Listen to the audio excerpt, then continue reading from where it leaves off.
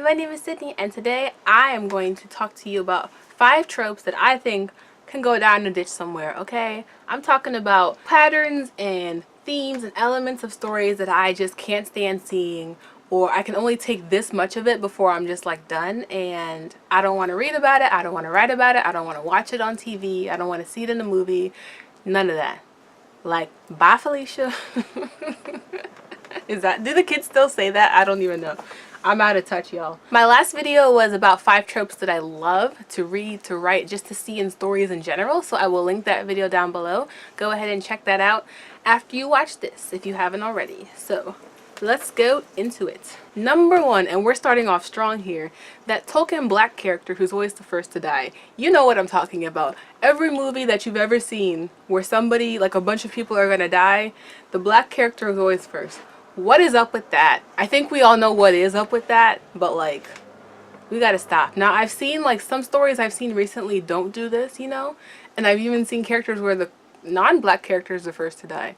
I mean, like, I'm just saying, it's fine if the black character has to die, but does he have to be first? It just seems like the writer is working through some long suppressed prejudice that they may have, so I wish they would do that in a more constructive way.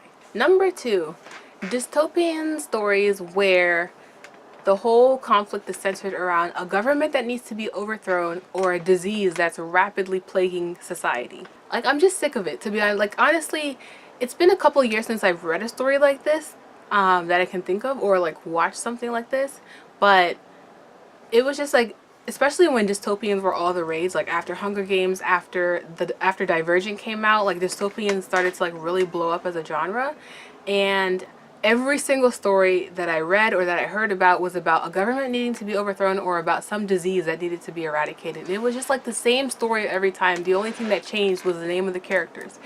And it was just like, I don't mind a dystopian, but can we have a different reason for this dystopia? Like, you know, something a bit more creative, you know? And it's just like, it just became like super cliche as a whole. Maybe in a few years, but right now, I can't get with it, okay?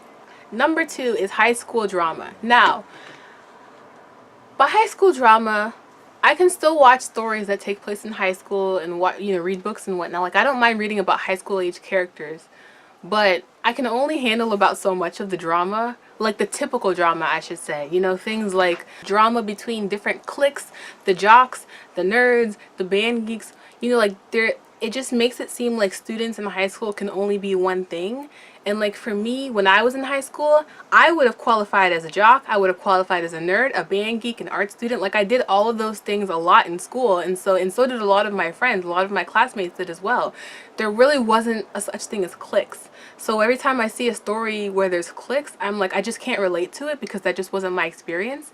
And of course, I only went to the one high school, so I have no idea what other people's high school experiences are. I don't know if cliques are even a thing anymore. I have no idea, but I personally can't relate to it.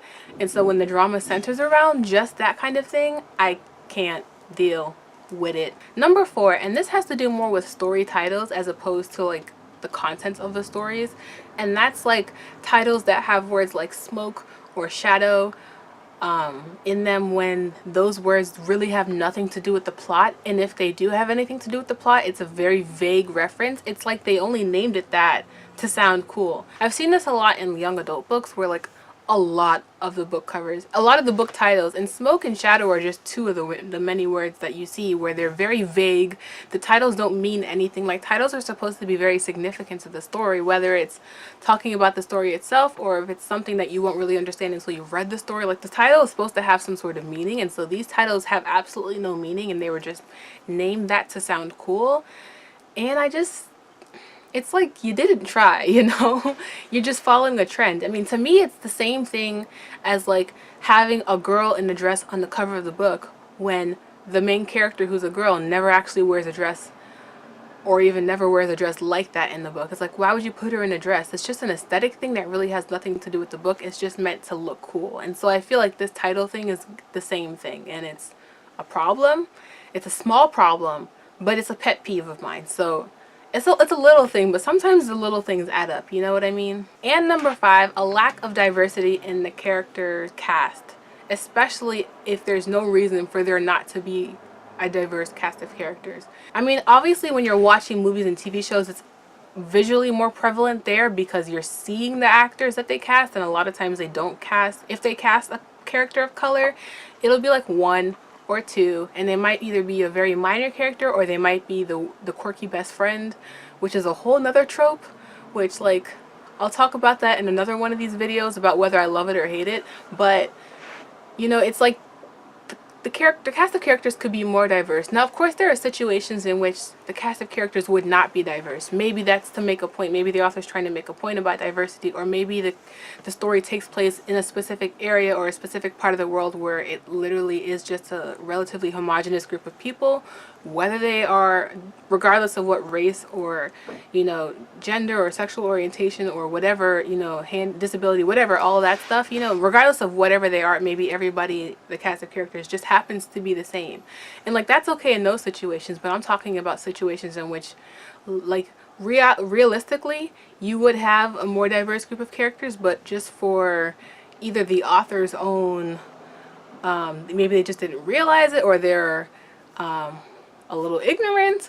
I don't know. Especially in this day and age where diversity is becoming a bigger issue in books, and you know, it's not just, now of course it's not just sticking diverse characters in there for the sake of diversity. Again, there has to be reason for that, you know, but, and then of course it's not just saying that this character has this name and has this skin color and this type of hair. It's also like about, you know, their cultures and their practices and what type of food do they eat and how were they brought up. Like, you know, a lot of that stuff can influence, you know, where these people are come from, and, you know, different types of different diversity levels. But I feel like we're getting a bit too deep into the woods here. Yeah, so I think that was 5 tropes that I dislike. So so those are my 5 tropes that I can't stand and I get tired of seeing every time I see them, and a lot of these I see a lot. But like I said, I also did a video of 5 tropes that I love to read and to write, and so I will link that video down below. Go check that out after this. And down below also, let me know if you guys have any tropes that you dislike, any tropes that you think can go roll over and die in a ditch. Let's talk about it. Let's rant for a little bit. I just ranted. You just listened to me rant. Thank you guys so much for watching. Give this video a like, hit subscribe, and I will see you next time. Toodaloo.